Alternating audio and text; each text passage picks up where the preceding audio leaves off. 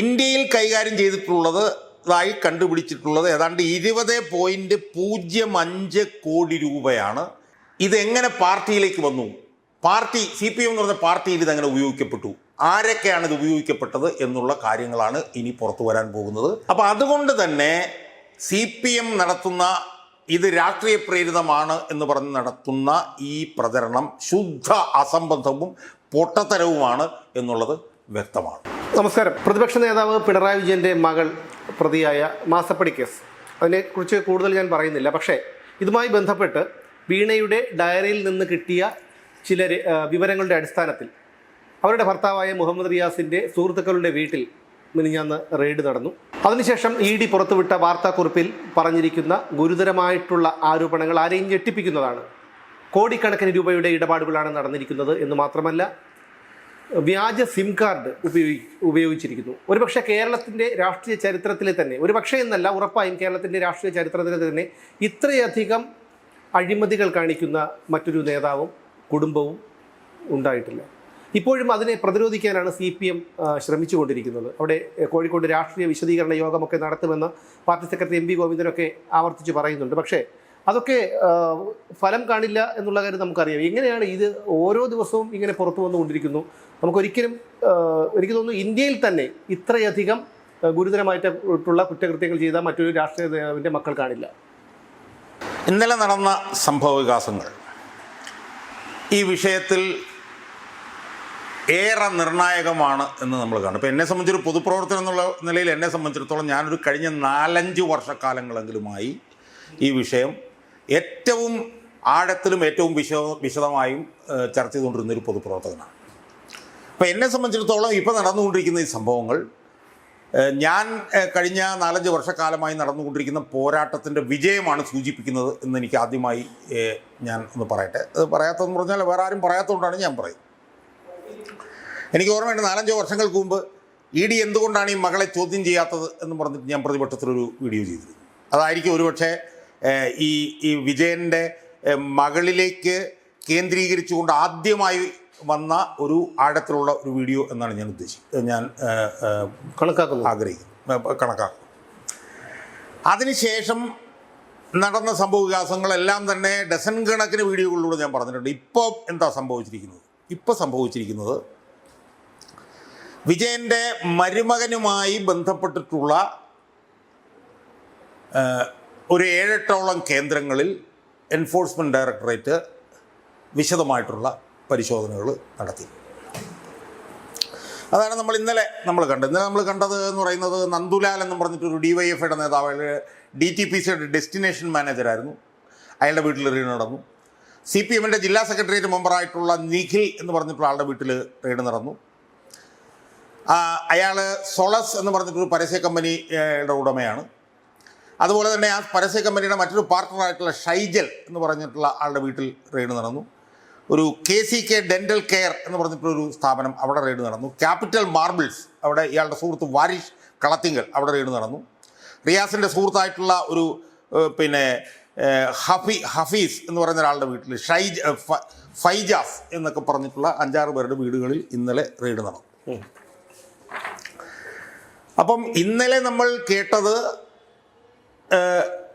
വീണയുടെ ഭർത്താവുമായി ബന്ധപ്പെട്ടിട്ടുള്ള ആളുകളുമായി ബന്ധപ്പെട്ടിട്ടുള്ള സാമ്പത്തിക ഇടപാടിലാണ് കേന്ദ്രീകരിച്ചാണ് എൻഫോഴ്സ്മെൻറ്റ് ഡയറക്ടറേറ്റ് അന്വേഷണം നടക്കുന്നത് എന്നാണ് ഇന്നലെ നമ്മൾ കേട്ടത്. നമ്മൾ ഇന്നലെ അത് വിശദമായി നമ്മൾ ചർച്ച ചെയ്തു. എന്നാൽ ഇന്നലെ വൈകിയാണെന്ന് തോന്നുന്നു എൻഫോഴ്സ്മെൻറ്റ് ഡയറക്ടറേറ്റ് ഒരു പത്രക്കുറിപ്പ് ഈ അന്വേഷണത്തെക്കുറിച്ചിട്ട് ഇറക്കിയിട്ടുണ്ട്. ആ പത്രക്കുറിപ്പിൽ വന്നിട്ടുള്ള വിവരങ്ങൾ എന്ന് പറയുന്നത് ഗുരുതരമാണെന്നോ അല്ലെ ഞെട്ടിക്കുന്നതാണെന്നൊന്നും പറഞ്ഞാൽ പോരാ. ഒരു 1,00,000 തവണ ഞെട്ടിക്കുന്ന നിലയിലുള്ള അതീവ ഗുരുതരമായിട്ടുള്ള കാര്യങ്ങളാണ്, ആരോപണങ്ങളല്ല, കണ്ടെത്തലുകളാണ് EDയുടെ പത്രക്കുറിപ്പിൽ അടങ്ങിയിട്ടുള്ളത്. കണ്ടെത്തലുകൾ, ആരോപണങ്ങളല്ല. അതായത് ED പറയുന്നത് ഞങ്ങൾ 27/5 അതായത് മെയ് 27-ന് ഇവരുടെ വീട്ടിൽ ഒരു റെയ്ഡ് നടത്തിയിരുന്നു. ആ റെയ്ഡിൽ ഈ ടി വീണയുടെ കയ്യക്ഷരത്തിൽ എഴുതിയ ചില രേഖകൾ ED found certain handwritten accounts maintained by Shrimati വീണ. ശ്രീമതി വീണ കൈയക്ഷരത്തിൽ എഴുതിയ ചില കണക്കുകൾ അന്ന് കണ്ടുപിടിച്ചു. ആ കണക്കുകളിൽ ചില വ്യക്തികളുടെ പേരുകൾ, ചില തുകകൾ അവർ കൈകാര്യം ചെയ്തത്, ചില പണം ദുബായിലേക്ക് ട്രാൻസ്ഫർ ചെയ്ത് അതുമായി ബന്ധപ്പെട്ടുള്ള കാര്യങ്ങൾ അതിനകത്ത് മനസ്സിലായി. During the said the hand written notes contained the name of persons, വ്യക്തികളുടെ പേര്, എമൗണ്ട്സ് ഹാൻഡിൽഡ്, കൈകാര്യം ചെയ്ത തുക, ചെലവഴിച്ച തുക, and amounts transferred to Dubai etcetera, അതൊക്കെ സംബന്ധിച്ച് അവരുടെ കൈയക്ഷരത്തിലുള്ള കണക്കുകൾ അവരുടെ വീട്ടിൽ നിന്ന് പിടിച്ച രേഖയിൽ നിന്ന് തെളിഞ്ഞു. The accounts contained details of amount handled in AED. AED എന്ന് പറഞ്ഞാൽ ദുബായ് കറൻസിയാണ്. അതായത് ദുബായ് കറൻസിയിൽ കൈകാര്യം ചെയ്ത തുകകളും ഉണ്ടായിരുന്നു, അതുപോലെ തന്നെ ഇന്ത്യൻ രൂപയിൽ കൈകാര്യം ചെയ്ത തുകകളും ഉണ്ടായിരുന്നു. ദുബായിലേക്ക് കൈമാറ്റം ചെയ്യപ്പെട്ട തുക എന്ന് പറയുന്നത് ഏതാണ്ട് 3.49 ലക്ഷം AED ആണ്. എന്ന് പറഞ്ഞാൽ ഏതാണ്ട് 85 ലക്ഷം രൂപയ്ക്ക് തുല്യമായിട്ടുള്ള തുകയാണ് ദുബായിലേക്ക് കൈമാറിയിട്ടുള്ളത്. ഇന്ത്യയിൽ കൈകാര്യം ചെയ്തിട്ടുള്ളതായി കണ്ടുപിടിച്ചിട്ടുള്ളത് ഏതാണ്ട് 20.05 കോടി രൂപയാണ് ഇന്ത്യൻ രൂപയിൽ കൈകാര്യം ചെയ്തതായിട്ടുള്ള കണ്ടുപിടിച്ചിട്ടുള്ളത്. ഈ അവരുടെ കൈപ്പടയിലുള്ള ഈ കണക്കുകൾ ED പിടിച്ചെടുത്തു. വീണയിൽ നിന്ന് പിടിച്ചെടുത്തിട്ടുള്ള ഡിജിറ്റൽ ഡിവൈസിൽ അല്ലെങ്കിൽ അവരുടെ മൊബൈൽ ഫോണിൽ ഒരു സിം കാർഡിൻ്റെ ഫോട്ടോഗ്രാഫ് ഉണ്ടായിരുന്നു. ആ സിം കാർഡ് മറ്റൊരാളുടെ പേരിൽ വാങ്ങുകയും വൈഫൈ റൂട്ടർ ഉപയോഗിക്കുന്നതുമായിട്ടുള്ള ഒരു കൃത്രിമ സിം കാർഡിൻ്റെ ഫോട്ടോയാണ് ഈ വീണയിൽ നിന്ന് പിടിച്ചെടുത്ത മൊബൈൽ ഫോണിൽ നിന്ന് കണ്ടുപിടിച്ചത്. It is suspected that the SIM and Wi-Fi router was obtained by her in the name of another person so as to use the same for communications through internet-based calls. അതായത് ഈ കൃത്രിമ SIM കാർഡും wifi റൂട്ടറും വേറൊരാളുടെ പേരിലാണ് സംഘടിപ്പിച്ചത്. അത് ഉപയോഗിച്ചത് എന്തിനാണ്? ഇൻ്റർനെറ്റ് അടിസ്ഥാനമായിട്ടുള്ള കമ്മ്യൂണിക്കേഷൻസ് നടത്താൻ വേണ്ടിയിട്ടാണ് അത് ഉപയോഗിച്ചിട്ടുള്ളത്. ഈ ഇടപാടിൽ ഉൾപ്പെട്ടിട്ടുള്ളവരുടെ വിശദാംശങ്ങളും കണക്കുകളുമൊക്കെയാണ് ഈ കഴിഞ്ഞ ദിവസം കോഴിക്കോട് നടന്ന റെയ്ഡിൽ ED കണ്ടെത്തിയത്, പരിശോധിച്ചു. മനസ്സിലായില്ല? ആ അന്വേഷണം നടത്തിയതിൻ്റെ ഇടയിൽ ഒന്നിലധികം ഡിജിറ്റൽ ഡിവൈസ് ഫോണുകളെല്ലാം പിടിച്ചെടുത്തു. അവരിൽ നിന്ന് മൊഴിയെടുത്തു. Evidences relating to transfer of money using hawala channels were also found. എന്നാൽ ഹവാല ഇടപാടുകളുമായി ബന്ധപ്പെട്ടുകൊണ്ട് പണം കൈമാറിയതും കണ്ടുപിടിക്കപ്പെട്ടിട്ടുണ്ട്. Seizures made by ED shows Shrimati Veena was handling amounts beyond her own known sources of income. അതായത് ED നടത്തിയിട്ടുള്ള പിടിച്ചെടുത്തലുകളിൽ നിന്ന് തെളിയുന്നത് വീണയ്ക്ക് പുറമെ പറയുന്ന രീതിയിലുള്ള അവരുടെ വരുമാന സ്രോതസ്സിനേക്കാൾ ഉയർന്ന തുക അവർ കൈകാര്യം ചെയ്തിരുന്നു എന്നുള്ളത് കണ്ടുപിടിച്ചു. Amount stated in her hand written accounts R over and above the amount received from CMR. അതായത് CMR നിന്ന് ലഭിച്ച 2.78 കോടി രൂപയേക്കാൾ കൂടുതൽ തുക അവർ കൈകാര്യം ചെയ്തിട്ടുണ്ടെന്ന് അവരിൽ നിന്ന് പിടിച്ചെടുത്ത അക്കൗണ്ടുകളിൽ നിന്ന് ബോധ്യമായിട്ടുണ്ട്. ഒരു minute. ED would initiate legal action as per law. അതായത് നിയമത്തിൻ്റെ അടിസ്ഥാനത്തിൽ ED ഇതുമായി ബന്ധപ്പെട്ടുകൊണ്ട് നിയമ നടപടികൾ സ്വീകരിക്കും. Further investigation is under process. അതായത് കൂടുതൽ അന്വേഷണം നടന്നുകൊണ്ടിരിക്കും. ഇവിടെയാണ് ഈ 2.78 CMRൽ നിന്ന് മാസപ്പടി വാങ്ങിയതായിട്ട് നമ്മൾ അറിഞ്ഞിട്ടുള്ളത്. ഇപ്പോൾ ED കണ്ടെത്തിയിട്ടുള്ളത് 20 കോടിയിലധികം രൂപ ഇന്ത്യയിൽ തന്നെ അവർ ക്രയവിക്രയം ചെയ്തിട്ടിരിക്കുന്നു എന്നുള്ളതാണ്. അപ്പോൾ ഇതിൽ തീരുന്നില്ലല്ലോ. അപ്പോൾ ഇതിൽ പ്രധാനപ്പെട്ട വിഷയം എന്ന് പറയുന്നത് എന്തൊക്കെയാണ് അവർ കണ്ടുപിടിച്ചത് എന്നുള്ളതാണ്. അതിലവർ കണ്ടുപിടിച്ചിട്ടുള്ള ഒരു പ്രധാനപ്പെട്ട കാര്യമാണ് നേരത്തെ പറഞ്ഞതുപോലെ അവരുടെ നോൺ സോഴ്സസ് ഓഫ് ഇൻകത്തിനേക്കാൾ കൂടുതൽ തുക അവർ കൈകാര്യം ചെയ്തിട്ടുണ്ട് എന്ന് പറഞ്ഞാൽ അവർ ഇൻകം ടാക്സിനൊക്കെ മുന്നിൽ അവർ വെച്ചിട്ടുള്ള ഒരു തുക കാണുമല്ലോ, ആ തുകയേക്കാൾ കൂടുതൽ കൈകാര്യം ചെയ്തിട്ടുണ്ട്. 20 കോടി രൂപ അവർ കൈകാര്യം ചെയ്തിട്ടുണ്ടെന്നുള്ളത് കണ്ടുപിടിച്ചിരിക്കുന്നു. അവർ 85 ലക്ഷം രൂപ അവർ പിന്നെ വിദേശത്തേക്ക് അയച്ചു കൊടുത്തിട്ടുള്ളതായി അവർ കണ്ടുപിടിച്ചിരിക്കുന്നു. അവർക്കൊരു കൃത്രിമ സിം കാർഡും വൈഫൈ റൂട്ടറും ഉണ്ടായിരുന്നതായിട്ട് കണ്ടുപിടിച്ചിരിക്കുന്നു. അത് വേറൊരാളുടെ ആയിരുന്നു. അത് ഇന്റർനെറ്റ് കോൾസ് നടത്താൻ വേണ്ടിയിട്ടാണ് എന്നുള്ളത് കണ്ടുപിടിച്ചു. അപ്പം ഇതിൽ നിന്ന് നമ്മൾ മനസ്സിലാക്കേണ്ട ഒരു പ്രധാനപ്പെട്ട കാര്യം എന്ന് പറയുന്നത്, ഇതുവരെ നമ്മൾ കരുതിയിരുന്നത് ഇവർ നടത്തിയിട്ടുള്ള സാമ്പത്തിക ഇടപാടുകൾ എന്ന് പറയുന്നത് മാസപ്പടിയായി അവർക്ക് കരിമണൽ കർത്തയുടെ കമ്പനിയിൽ നിന്ന് കിട്ടിയ 2.78 കോടി രൂപയാണ് എന്നുള്ളതായിരുന്നു നമ്മൾ കരുതി. അതെവിടെയൊക്കെ പോയി, ആരൊക്കെ ഉപയോഗിച്ചു, അതെവിടെയൊക്കെ അവർ നിക്ഷേപിച്ചു എന്നൊക്കെയാണ് നമ്മൾ കണ്ടുപിടിച്ചത്. പക്ഷേ ഈ അന്വേഷണത്തിൽ നിന്ന് ED കണ്ടെത്തിയിരിക്കുന്നത്, ഇത് നമ്മൾ മനസ്സിലാക്കേണ്ട ഒരു കാര്യം എന്താ, EDക്ക് എങ്ങനെയാണ് ഈ കണ്ടെത്തലുകളിലേക്കൊക്കെ പോകാൻ കഴിഞ്ഞത്? അവരുടെ വീട്ടിൽ പരിശോധന നടത്തിയപ്പോൾ അവരുടെ സ്വന്തം കൈപ്പടയിൽ അവരെഴുതി സൂക്ഷിച്ചിരുന്ന കണക്കുകളിൽ നിന്നും അവരുടെ വീട്ടിൽ നിന്ന് പിടിച്ചെടുത്ത ഡിജിറ്റൽ ഡിവൈസുകളിൽ നിന്നുമാണ് അവർ ഈ കണ്ടെത്തലുകളിലേക്ക് പോയിരിക്കുന്നത്. അതായത് കേട്ടറിവോ ആരോപണമോ അല്ല, അവർ തന്നെ എഴുതി സൂക്ഷിച്ച ഡയറിയാണ്. അതായത് തെളിവ് അത്രത്തോളം വ്യക്തമാണെന്നുള്ളത്. അപ്പം അതുകൊണ്ട് തന്നെ CPM നടത്തുന്ന ഇത് രാഷ്ട്രീയ പ്രേരിതമാണ് എന്ന് പറഞ്ഞ് നടത്തുന്ന ഈ പ്രചരണം ശുദ്ധ അസംബന്ധവും പൊട്ടത്തരവുമാണ് എന്നുള്ളത് വ്യക്തമാണ്. മനസ്സിലായില്ലേ? അവരെഴുതി വെച്ചിരുന്ന കണക്കുകളിൽ നിന്ന്, അവരുടെ കൈപ്പടയുള്ള കണക്കുകളിൽ നിന്ന് മനസ്സിലാവുന്നത് എന്താണ്? അവർ 20 കോടി രൂപയുടെ കൈകാര്യം ഇവിടെ ചെയ്തിരിക്കുന്നു, 85 കോടി രൂപ അവർ പുറത്തേക്ക് കൊടുത്തിരിക്കുന്നു, അവർക്കൊരു കൃത്രിമ സിം കാർഡുണ്ട്, അവർ ഹവാല ഇടപാടുകൾ നടത്തിയിരിക്കുന്നു എന്നൊക്കെയുള്ള അതീവ ഗുരുതരമായിട്ടുള്ള വിഷയങ്ങൾ സംബന്ധിച്ചിട്ടുള്ള തെളിവുകൾ എൻഫോഴ്സ്മെൻറ്റ് ഡയറക്ടറേറ്റിൻ്റെ മുന്നിൽ വന്നിരിക്കുന്നു എന്നതാണ് ഈ അത്യസാധാരണമായിട്ടുള്ള പത്രക്കുറിപ്പിലൂടെ നമുക്ക് ബോധ്യം. സാധാരണഗതിയിൽ അവർ അന്വേഷണം ഞങ്ങൾ നടന്നുകൊണ്ടിരിക്കുകയാണ്, ഇന്ന സ്ഥലങ്ങളിൽ അന്വേഷണം നടത്തി എന്നൊക്കെ അവർ പറയാറുള്ളൂ. പക്ഷേ ഇപ്പോൾ ഇവർ കണ്ടുപിടിച്ച കാര്യങ്ങൾ പൊതുമണ്ഡലത്തിന് മുന്നിലേക്ക് അതൊരു പക്ഷേ ED തെറ്റിദ്ധരിപ്പിക്കപ്പെട്ടു എന്ന്, ED ചെയ്തത് രാഷ്ട്രീയ പ്രേരിതമായിട്ടാണ് എന്നുള്ളൊരു പ്രചാരണം CPM നടത്തിക്കൊണ്ടിരിക്കുന്നുണ്ട്. അതിൽ നിന്ന് അത് ജനങ്ങളെ ബോധ്യപ്പെടുത്താനായിരിക്കണം അവരങ്ങനെ ചെയ്തത്. അല്ല, ഞാൻ പറഞ്ഞല്ലോ, അത് അസംബന്ധമാണെന്ന് നമ്മൾ പറഞ്ഞു കഴിഞ്ഞു. കാരണം ഇത് രാഷ്ട്രീയ പ്രേരിതമാണ് എന്ന് പറയുന്നതിനകത്ത് ഇനി യാതൊരു കാര്യവുമില്ല. കാരണം പിണറായി വിജയൻ്റെ മകളുടെ സ്വന്തം കൈപ്പടയിൽ തന്നെ അവരെഴുതിയ കാര്യങ്ങൾ EDക്ക് കിട്ടിയിരിക്കുന്നു. അവരുടെ മൊബൈൽ ഫോണിൽ നിന്നുള്ള തെളിവുകൾ തന്നെ EDക്ക് കിട്ടിയിരിക്കുന്നു എന്ന് കണ്ടെത്തിയിരിക്കുന്ന സാഹചര്യത്തിൽ ഇനി രാഷ്ട്രീയ പ്രേരിതമാണ് എന്ന് പറഞ്ഞതിനകത്ത് യാതൊരു അർത്ഥവുമില്ല. അല്ല, അത് മാത്രമല്ല, ചില മാധ്യമങ്ങൾ ഇപ്പോഴും പറയുന്നത് പിണറായി വിജയൻ അറിഞ്ഞിട്ടാണോ ഇതൊക്കെ ചെയ്തത് എന്നുള്ള കാര്യത്തിൽ വ്യക്തതയില്ലെന്നാണ്. പിണറായി വിജയൻ മുഖ്യമന്ത്രി ആയിരിക്കുമ്പോൾ അയാളുടെ മകൾ അത് ചെയ്തിട്ടില്ല എന്ന് മാധ്യമങ്ങൾ പറയുമ്പോൾ ഞാൻ പറഞ്ഞത്, നമ്മൾ അതുപോലുള്ള ബാലിശമായ കാര്യങ്ങളൊന്നും ചർച്ച ചെയ്ത് നമ്മൾ സമയം കളയുന്നതിൽ അർത്ഥമില്ല. കാരണം പിണറായി വിജയൻ്റെ മകൾ ഇതുപോലുള്ള ഇടപാടുകൾ നടത്തുന്നത് പിണറായി വിജയൻ അറിയാതെയാണ് എന്ന് പറയുന്ന വാദം അത് പരിഗണിക്കേണ്ട വാദമേ അല്ല.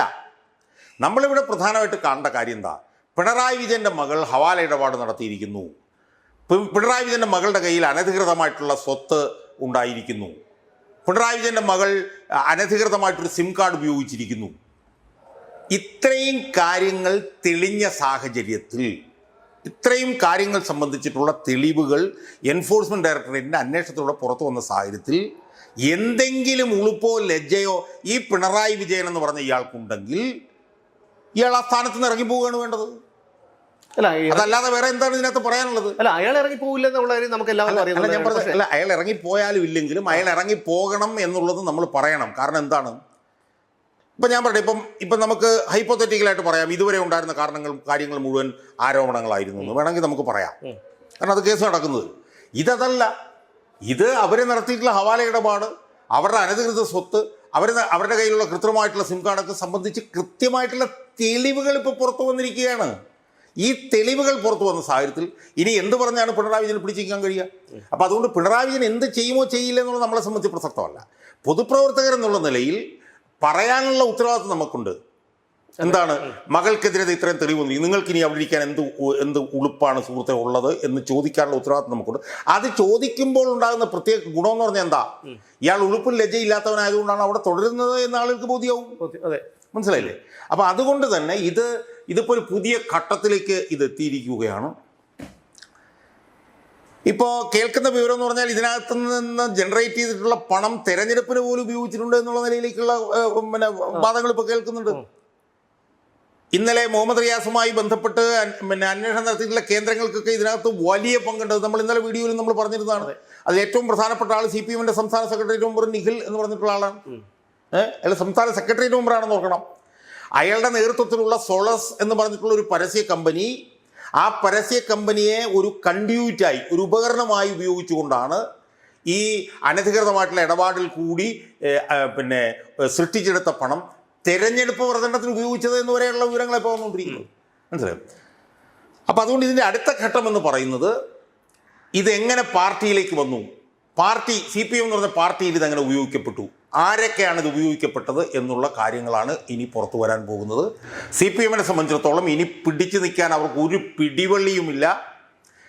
തകർന്ന് തരിപ്പണം, ആട്ടപ്പാട്ടലം CPM തീർന്നിരിക്കുകയാണ്. ആ തീർന്നതിൻ്റെ ഏറ്റവും പുതിയ തെളിവാണ്, ആരോപണങ്ങൾ ഏറ്റവും പുതിയ തെളിവാണ് ഇപ്പോൾ എൻഫോഴ്സ്മെൻറ്റ് ഡയറക്ടറേറ്റിൻ്റെ ഈ കണ്ടെത്തലിലൂടെ ഇപ്പോൾ പുറത്തു വന്നിരിക്കുന്നത്. അല്ല, ഇനിയിപ്പോൾ പാർട്ടിക്ക് എന്താണ് ചെയ്യാൻ പറ്റുക? കാരണം പാർട്ടിക്ക് ഏതെങ്കിലും രീതിയിൽ ഇത് പ്രതിരോധിച്ചേ പറ്റൂ, അല്ലെങ്കിൽ പിണറായി വിജയനെ തള്ളിക്കളയണം. ഇതിൽ ഏത് പാർട്ടി തയ്യാറാവണം, അല്ലെങ്കിൽ പാർട്ടി തയ്യാറാകും എന്നുള്ളത്? അല്ല, പാർട്ടി ഇതിനകത്തൊന്നും തയ്യാറാവില്ല എന്നുള്ളത് നമുക്കറിയാവുന്ന കാര്യമാണല്ലോ. പാർട്ടി തയ്യാറാവില്ലാത്തതുകൊണ്ടാണല്ലോ പാർട്ടി ഇവിടെ എത്തിയിട്ടുള്ളത്. പക്ഷെ പാർട്ടി തയ്യാറായാലും ഇല്ലെങ്കിലും CPM എന്ന് പറഞ്ഞ പാർട്ടിക്കും പിണറായി വിജയനും ഒക്കെ ഈ വലിയ ഗുരുതരമായിട്ടുള്ള ഇടപാടിലുള്ള പങ്ക് എന്താണെന്ന് ബ്ലാക്ക് ആൻഡ് വൈറ്റിൽ ജനങ്ങളുടെ മുമ്പിലേക്ക് വന്നു കഴിഞ്ഞു. ഇനി രാജിവെച്ചാലും രാജിവെച്ചില്ലെങ്കിലും ഈ പാർട്ടിക്ക് ഇനി കേരളത്തിൽ യാതൊരു പ്രസക്തിയുമില്ല. ഇതൊരു കമ്മ്യൂണിസ്റ്റ് പാർട്ടിയാണ്, നമ്മൾ ഓർക്കണം. അവർ പറയുന്ന കാര്യങ്ങൾ എന്താണെന്ന് നമ്മൾ ഓർക്കണം. അതിന് ഘടകവിരുദ്ധമായിട്ട് കാര്യങ്ങൾ നടന്നത് ജനങ്ങളുടെ മുമ്പിൽ എത്തിക്കഴിഞ്ഞു. അതുകൊണ്ട് ഇനി അവരെന്ത് ചെയ്താലും ചെയ്തില്ലെങ്കിലും ആ സംവിധാനത്തിന് ഇനി കേരളത്തിൻ്റെ രാഷ്ട്രീയ മണ്ഡലത്തിൽ ഒരു പ്രസക്തിയും ഇല്ല എന്നതാണ് ഇതിനകത്ത് കാണിക്കുന്നത്. ഇതിനകത്ത് പ്രധാനപ്പെട്ട വേറൊരു പ്രശ്നം കൂടെ പറഞ്ഞുകൊണ്ട് അവസാനിപ്പിക്കും. അതെന്താണെന്ന് ചോദിച്ചാൽ, ഇപ്പം തെളിവുകളാണ് പുറത്തു വന്നിരിക്കുന്നത്. ഇനിയെങ്കിലും UDF സർക്കാർ ഇയാൾ രാജിവെക്കണം എന്നാവശ്യപ്പെടാനുള്ള ആർജവും ഇച്ഛാശക്തിയും കാണിക്കണം. അത് ഇതുവരെ കാണിച്ചിട്ടില്ല. നിർഭാഗ്യവശാൽ അവർ നിശബ്ദരാണ്. അവരുടെ UDF നേതാക്കൾ പോലും ഇതിനെതിരെ ഒരു വിമർശനം ശക്തിയായി ഉന്നയിച്ചിട്ടില്ല. അവിടെയും ഇവിടെയും ചെറിയ പൊട്ടിത്തെറികൾ അല്ല, ഉന്നയിച്ചിട്ടില്ല എന്നുള്ളതല്ല. ഇന്നിപ്പോൾ ആഭ്യന്തരമന്ത്രി രമേശ് ചെന്നിത്തലയോട് ചോദിച്ചപ്പോൾ അയാൾ അതിലൊരു വലിയ താല്പര്യമൊന്നും കാണിക്കാതെ നിയമത്തിൻ്റെ വഴിക്ക് പോകും. അത് ഞങ്ങളുടെ ശ്രദ്ധയിൽ പെട്ടിട്ടില്ല എന്ന് പറഞ്ഞ് അദ്ദേഹം കാറിലേക്ക് തിരിഞ്ഞ് കയറി പോകുന്നതാണ്. അങ്ങനെയാണോ ചെയ്യേണ്ടത്? ഇത് പിണറായി വിജയൻ്റെ മകൾക്കെതിരെ വന്നിരിക്കുന്ന അതിഗുരുതരമായിട്ടുള്ള ആരോപണങ്ങളാണ്. ആ ആരോപണങ്ങളുടെ അടിസ്ഥാനത്തിൽ പിണറായി വിജയൻ ആ സ്ഥാനത്ത് തുടരാൻ എന്ത് അവകാശം എന്നല്ലേ രമേശ് ചെന്നിത്തല ചോദിക്കേണ്ടിയിരുന്നത്. എന്നിട്ട് രമേശ് ചെന്നിത്തല പറയുന്നത് എന്താണ്? അത് ഞങ്ങളുടെ ശ്രദ്ധയിൽ പെട്ടിട്ടില്ല എന്നാണ്. അങ്ങനെയെങ്കിൽ സംസ്ഥാന സർക്കാരിൻ്റെ ശ്രദ്ധയിൽ ഇത് പെടുത്താൻ പൊതുപ്രവർത്തനം എന്നുള്ളതിൽ ഞാൻ തീരുമാനിച്ചിട്ടുണ്ട്. പ്രിവെൻഷൻ ഓഫ് കറപ്ഷൻ ആക്ടിൻ്റെ പരിധിയിൽ വരുന്നതാണ് ഈ പ്രവർത്തനങ്ങളെല്ലാം. പ്രിവെൻഷൻ ഓഫ് കറപ്ഷൻ ആക്ടിൻ്റെ പരിധിയിൽ വന്നു കഴിഞ്ഞാൽ സംസ്ഥാനത്ത് വിജിലൻസിന് അന്വേഷിക്കാൻ പറ്റും. അതുകൊണ്ട് വിജിലൻസ് അന്വേഷണം ആവശ്യപ്പെട്ടുകൊണ്ട് രമേശ് ചെന്നിത്തലയുടെ കീഴിലുള്ള വിജിലൻസിന് ഞാൻ പൊതുപ്രവർത്തന നിലയിൽ പരാതി കൊടുക്കാൻ ഞാൻ തീരുമാനിച്ചിരിക്കുകയാണ്. അതിന്മേൽ എന്ത് നിലപാടാണ് എടുക്കുന്നത് എന്ന് എനിക്കറിഞ്ഞാൽ കൊള്ളാം. നിലപാടുകളുടെ രാജകുമാരനായിട്ടുള്ള VD സതീശനും ഇതിൽ എന്ത് നിലപാടാണ് എടുക്കുന്നത്? പിണറായി വിജയൻ രാജിവെക്കുമെന്ന് അയാൾ പറയുമോ ഇല്ലയോ? പറയില്ല എന്ന് ഞാൻ പറയുന്നില്ല, ചിലപ്പോൾ പറഞ്ഞേക്കാം. പറയുമോ ഇല്ലയോ എന്നുള്ളത് ആളുകൾ ഉറ്റുനോക്കിക്കൊണ്ടിരിക്കുകയാണ് എന്ന് മാത്രമേ ഈ സാഹചര്യത്തിൽ എനിക്ക് പറയാനുള്ളൂ. ഇതുവരെ ഒന്നും പറഞ്ഞിട്ടില്ല എന്നത് വളരെ ദുരൂഹമാണ് എന്നാണ് സൂചിപ്പിക്കുന്നത്. ശരിയാണ്. കാരണം പിണറായി വിജയൻ്റെ മകൾ എന്തൊക്കെ ചെയ്തിട്ടുണ്ട്, ഇതുമായിട്ടുള്ള കാര്യങ്ങളൊക്കെ പലപ്പോഴും പുറത്തു വന്നിട്ടുള്ളതാണ്. അതിനൊക്കെ ആരോപണമെന്ന് പറഞ്ഞ് അന്ന് തള്ളിക്കളഞ്ഞിട്ടുണ്ടെങ്കിലും പക്ഷേ അത് അങ്ങനെയല്ല എന്ന് ഇപ്പോൾ തെളിയുന്നത്. പക്ഷേ ഇവിടെ ഏറ്റവും ദുരൂഹമായി തുടരുന്നത് ഈ UDF നേതാക്കളുടെ അല്ലെങ്കിൽ മന്ത്രിമാരുടെയൊക്കെ മൗനമാണ്. അവരെപ്പോഴും പിണറായി വിജയനെ പരോക്ഷമായി സപ്പോർട്ട് ചെയ്യുന്നു എന്നുള്ളതിൻ്റെ ഒരു ആശങ്ക പൊതുസമൂഹത്തിനുണ്ട്. അതുകൊണ്ട് തന്നെ ആഭ്യന്തരമന്ത്രിയും മുഖ്യമന്ത്രിയും അടക്കമുള്ളവർ ഇതിൽ ശക്തമായിട്ടുള്ള ഒരു നിലപാട്, അല്ലെങ്കിൽ ജനങ്ങളെ ബോധ്യപ്പെടുത്താനെങ്കിലും ഒരു നിലപാട് തുറന്നു പറയുമെന്ന് നമുക്ക് പ്രതീക്ഷിക്കാം.